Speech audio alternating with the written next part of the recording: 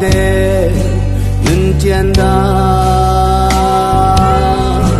đàn tuần phong ăn chim bằng mô phật đô đô nâng lệ kê tuần lại na dùng dinh nu xin ra cả trăm và cứ e cái tua khâu tim lâu mô phật đô bối pani làm xuôi xe san tay lâu nước pani bối phải xin cửa kẻ ra cần jam pia dung zal ka philam mo fa pa do te o lum na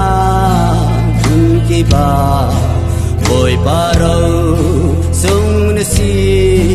ka philha jong kar pa jan tu le jom tu ding in boy pani an khami dun raksi mo fadodo afago ekatua haurim long mo fado boy pani lam suai se san tai lâu na pani boy pasin thua cha ta cần jam pia dung zal ka philam